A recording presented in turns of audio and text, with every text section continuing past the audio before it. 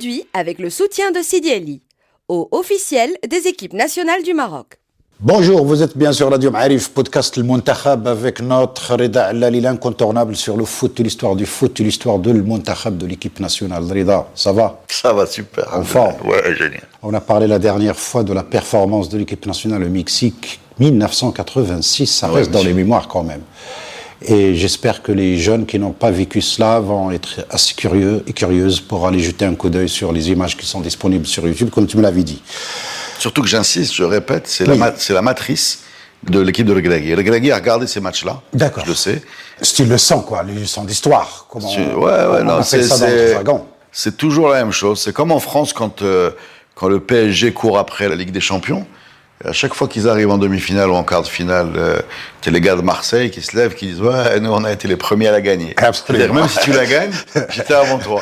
Cette équipe de 86, elle a été la première à traverser la première africaine. Elle reste la base. Et donc elle garde un goût spécial. Elle a ouvert la porte à 90, par exemple. Ouais, mais elle va pas faire l'enfeu, puisqu'en 90, en Italie, je crois, attention, elle fait quand même 3 demi-finales de Cannes. C'est pas rien. Entre-temps. Non, dans les années 80. Elle fait 88, elle fait la demi-finale, elle perd contre le Cameroun à Casa, j'y étais. En 80 et 82, elle fait aussi 2 demi-finales de Cannes. Mais à l'époque, la Cannes, c'est pas très important. C'est aussi la mentalité qu'on avait à l'époque. Et ces 3 demi-finales, sont à mettre à son actif. Il y en a une qu'elle perd au péno de tête. Enfin bref, c'est une équipe qui a quand même performé sur plusieurs années dans les années 80. Et qui s'est crachée comme ça vers... C'est la même qui reste en 90, à peu près, pour les qualifications? C'est la fin. Tu sais, les grandes équipes ne peuvent se terminer que dans un grand désastre. Absolument. Et c'est l'échec de 90 qui va signer la fin. Voilà, se qualifie pas. Qui représente l'Afrique? Alors c'est l'Égypte, enfin, pour sa première. Voilà. Ah oui, depuis 34 à ça. Voilà, qui s'est jamais qualifié. Wow. Qui va, je pense, obtenir 2 points et sortir du premier tour en dernier de sa poule. Non, la sensation africaine de 90, c'est évidemment le Cameroun de Roger Milla, qui va taper l'Argentine lors du premier match. La fameuse danse. La fameuse danse du poteau, type à la quarantaine. Et il tape la Colombie avec un dribble que Higuita... Roger Milla, connaissait ce dribble quand Higuita était pas encore né. Il a pris le ballon, il est parti marquer. Et d'ailleurs, Roger Milla, je pense qu'il annonce 42 ans, là, actuellement. C'est le plus âgé buteur, et encore... Son âge et performance. Oui, c'est surtout qu'il doit avoir 10 ans de plus, d'après lui-même, vu qu'il y a beaucoup de... Donc, pour une fois, ça n'a pas servi, mais... Et c'est une équipe qui va menacer jusqu'aux prolongations, là. 2 équipes, l'Égypte et le Cameroun qui se qualifient.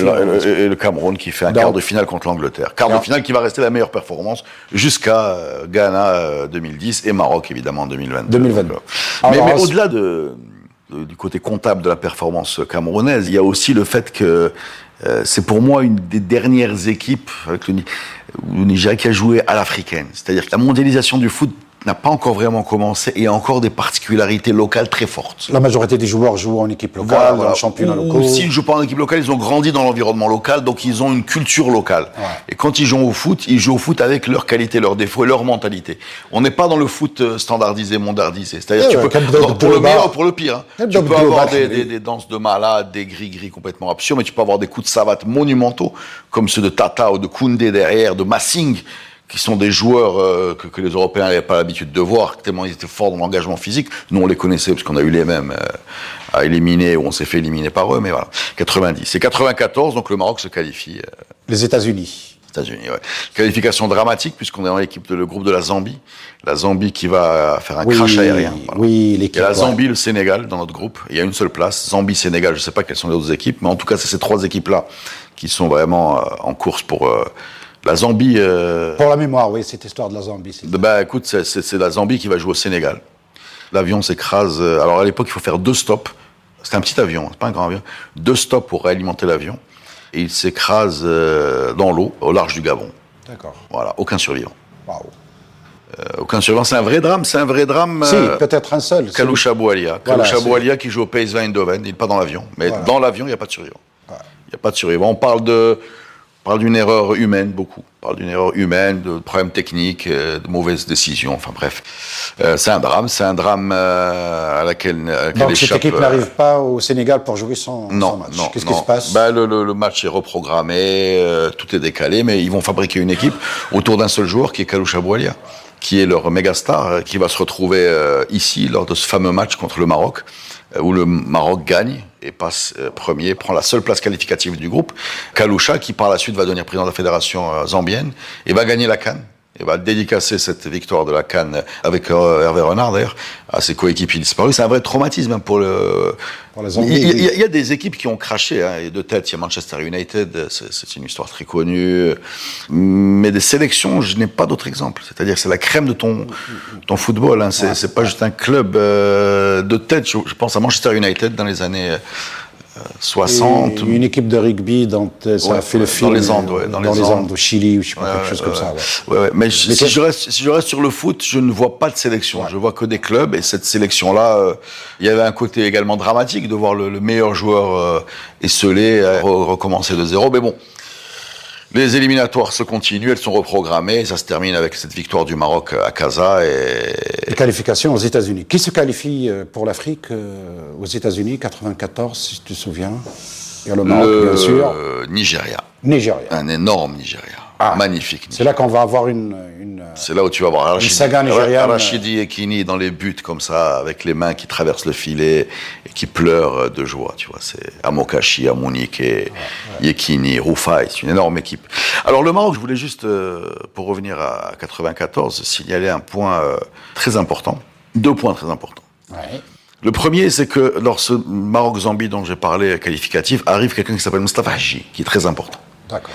Parce que Moustapha Hadji, qui débarque chez nous, c'est le premier binational. C'est le premier joueur qui arrive et qu'on ne connaît pas, qu'on n'a jamais vu jouer. Il joue à Nancy en 2e division. D'accord. Aujourd'hui, c'est courant de voir des joueurs issus de l'immigration, Boukhlel, etc. Bon, on ne va pas faire tous les noms, mais à l'époque, c'est le premier. Qui est le premier binational? C'est le premier dans le sens où c'est le premier bonhomme qu'on voit arriver. La France l'a sélectionné, mais après le Maroc. Et il arrive, il a l'habitude de jouer à Nancy, là il se retrouve devant un stade en fusion, il fait un match de malade.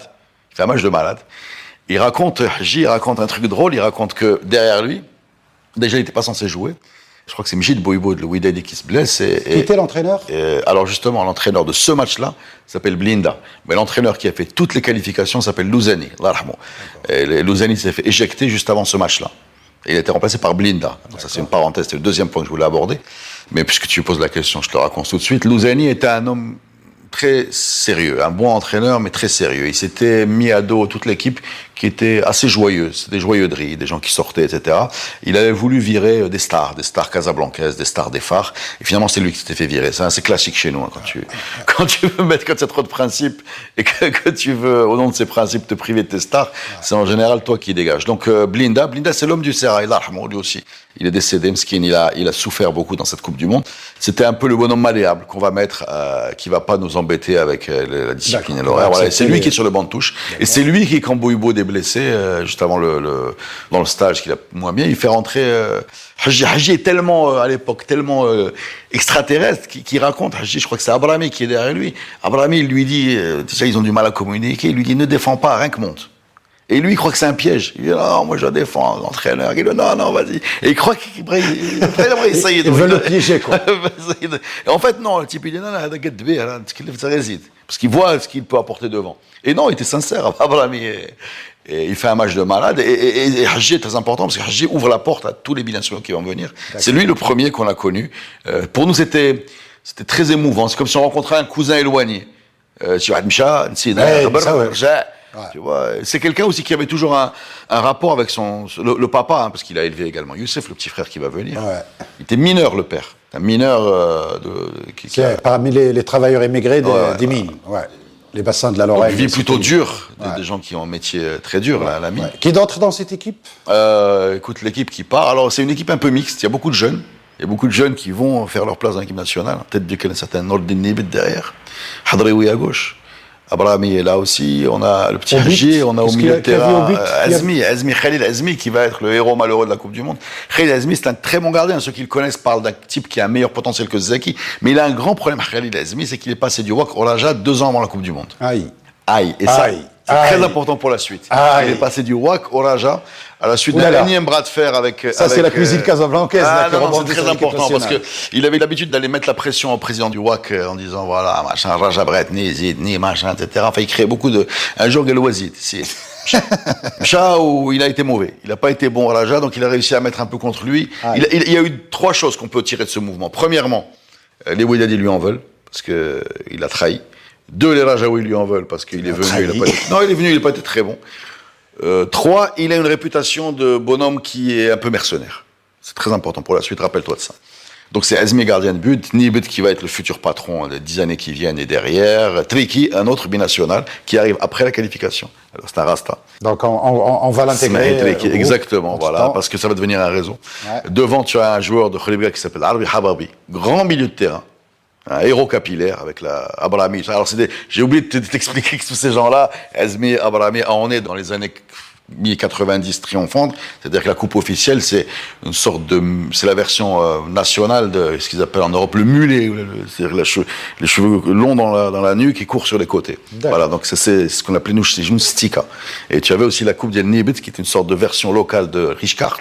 En fait, quand tu les alignes, entre Hababi et tout ça, c'est glorieux. Chaouch est devant. Et il y a un bonhomme qui va devenir très important, qui commence pas titulaire, qui s'appelle Ahmed El Behja. Ahmed El Behja, dont le nom correspond au personnage Marrakchi, évidemment, qui va être le rayon de soleil de cette Coupe du Monde très triste, parce qu'il faut quand même le dire qu'on a fait tout de travers, depuis le début, depuis la phase de préparation au Canada, où il y a des échauffourées entre les Marocains et les supporters, où la police est obligée d'intervenir, jusqu'à... pas au Canada, hein. Ça rigole pas là-bas. Ah, ça rigole pas, voilà. Et donc, préparation, et c'est un peu la fête dans cette équipe-là, parce que Louzani, le père fouettard de cette équipe-là, Jalawali. Après, Blinda laisse faire. Exactement, il est là pour ça.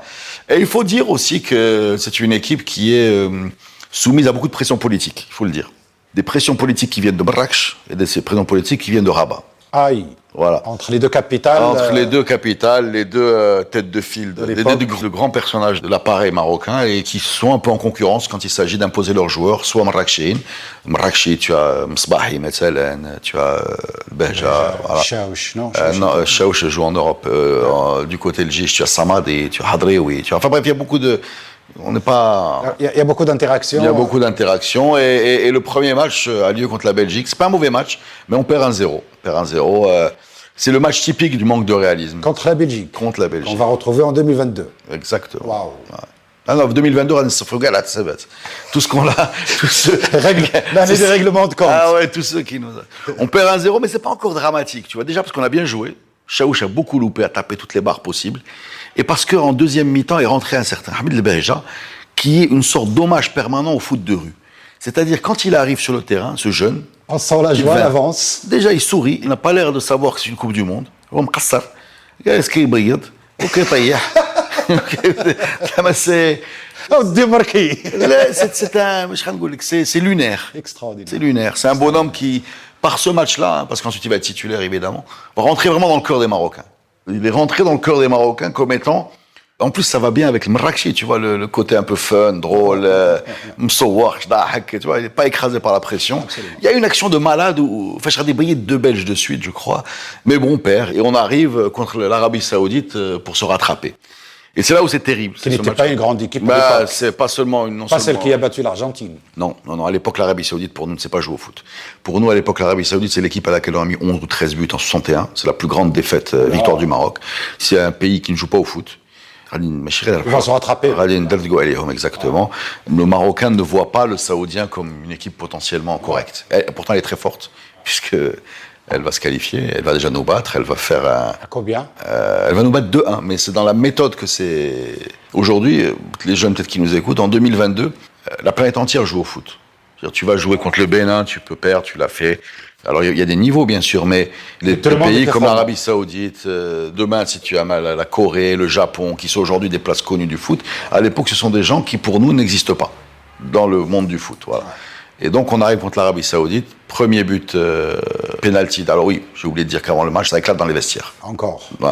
Pourquoi ? Parce que les gens comprennent que la tchkila est le fruit de politique, de pression politique. Voilà. Rabat et Marrakech sont... Voilà, même des statuts.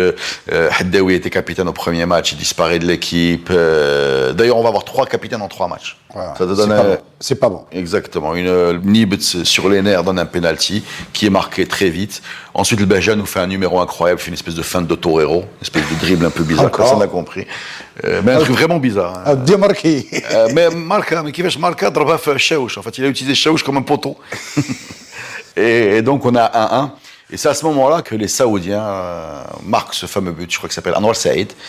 Anwar Saïd qui balance une frappe flottante qui va tromper Hazmi. C'est une énorme boulette de Hazmi.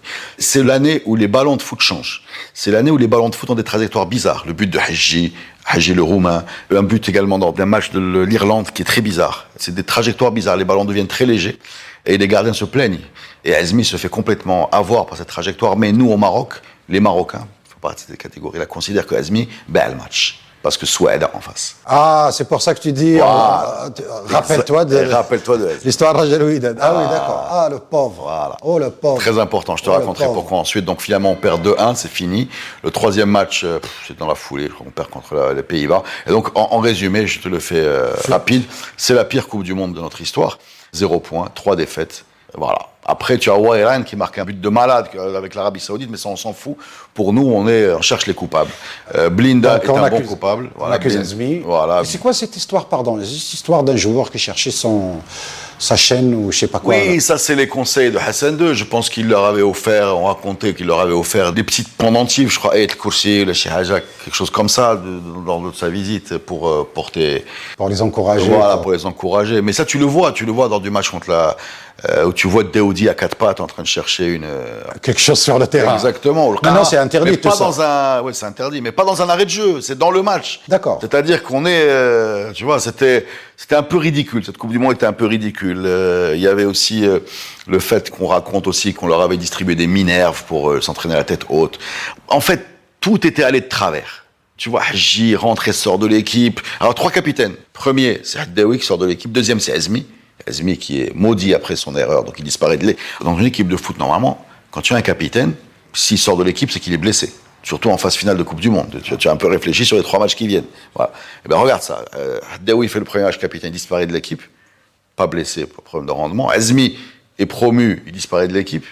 Voilà. Et le troisième, ce capitaine, c'est le troisième match, c'est Tahal Khlj qui va être très important en 98. Alors, si j'ai envie de positiver, je te dirais 2 choses.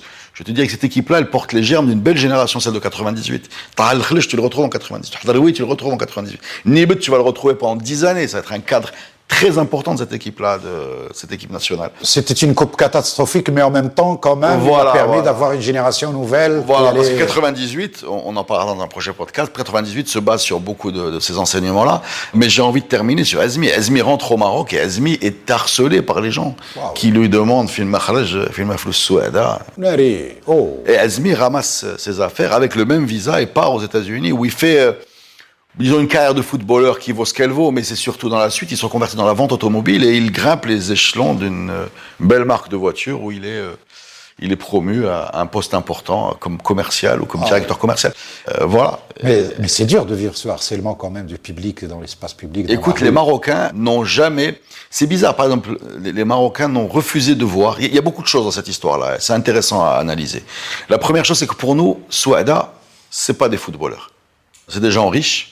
Il a qu'un horaire de Jahaja chez Léa. C'est pas possible qu'ils jouent au foot, c'est l'image en fait. C'est l'image aussi, c'est le début, les années 90, c'est le moment où les Saoudiens viennent à Casa beaucoup, investissent dans le tourisme, investissent dans les propriétés balnéaires, on les voit le soir, etc. Donc on a vraiment l'image du bonhomme là qui est pas un sportif. C'est pas un sportif. L'Arabie Saoudite, c'est 20 ou 30 millions d'habitants. C'est pas un petit pays, c'est pas le Qatar.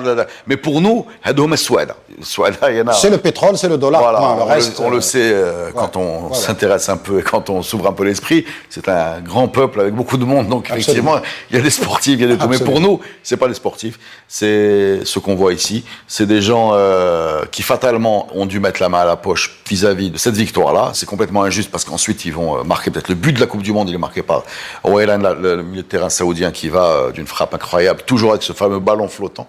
Peut-être qu'ils avaient aussi préparé les frappes en se disant le ballon est flottant, frappe, ce qu'on n'a pas fait. Bref, ils ont mérité leur victoire. Nous, on n'a pas vu ça. On a vu une magouille. On a vu c'est de la rage parce que comprends aussi 94. Comprends 94. 94, c'est quoi? En 86, on a été les Africains glorieux. En 90, arrivent les Africains plus glorieux. Donc pour nous, c'est notre place. Il faut qu'on la reprenne. Il fallait continuer sur la performance. C'est nous. On doit faire mieux maintenant que les Camerounais. Et on n'a pas fait mieux que les Camerounais. Et on a fait cette Coupe du Monde dramatique. Et c'est le Nigeria qui brille c'est le Nigeria qui brille. C'est la Coupe du Monde aussi qui est un peu maudite, vu que Maradona, puisqu'on parlait de Maradona est suspendu pour dopage. Alors qu'on l'amène quand même pour animer un petit peu, si j'ose dire, cette Coupe du Monde. Non, ben c'est la FIFA. C'est pas une théorie du complot, mais qui peut me dire qu'il n'est pas louche le fait que Maradona soit le seul joueur de toutes les Coupes du Monde? Il y a eu 20 ou 22 Coupes du Monde, tu multiplies par le nombre de joueurs, tu vas trouver plusieurs milliers. Ben, c'est le seul qui était suspendu pour dopage. Jusqu'à aujourd'hui. Un seul, voilà. Donc, il y avait ça fait bizarre quand même. Ça fait bizarre. C'est une Coupe du Monde américaine où on pense que c'est une Coupe du Monde aussi où Escobar, le défenseur colombien, est assassiné à son retour. Donc il a marqué un but ou un truc. Non, il a marqué contre son camp. Escobar, c'est l'homonyme de Pablo Escobar. Wow. Ça n'a rien à voir avec le bandit. Mais voilà, ces années 80, c'est bizarre, hein, tu vois. Nous, on a Jalina El Azmi, c'est pas joli, mais bon, les autres sont allés plus loin, quoi. Voilà. Qui remporte cette coupe, Preda? Écoute, c'est une Coupe du Monde qui est attribuée au penalty. La finale est attribuée au penalty par l'équipe du Brésil, qui bat encore un drame, tu vois, qui bat l'Italie avec un penalty loupé de Baggio, qui va traîner ça comme un drame pendant toute sa vie. Quand tu ramasses la performance marocaine, la tristesse de Baggio, l'impression que ça, on s'est habitué au penalty, mais à l'époque, on se dit Maradona expulsé, suspendu. On se dit Escobar décédé. C'est quand même une Coupe du Monde qui est pas globale. Qui est pas sportive, qui est pas. Pour information, 94, c'est aussi le décès de Kurt Cobain et de Cheb Hasni. Voilà. Ça fait quand même une sale année, je vous le dis. Et je pense même de Ayrton Senna, si ma mémoire est bonne. Donc, ça fait beaucoup. Voilà, ça fait beaucoup. Aujourd'hui, on s'est habitué. La dernière Coupe du Monde a été attribuée au penalty. Mais à l'époque, on se dit pourquoi ne pas faire un deuxième match, vu qu'il n'y a pas de problème de calendrier. Et bon. Eh bien, c'était ça, l'année 94. Merci beaucoup, Reda. Merci. Restez à l'écoute. Podcast Limountahab, prochaine étape, Radio Maarif. Merci.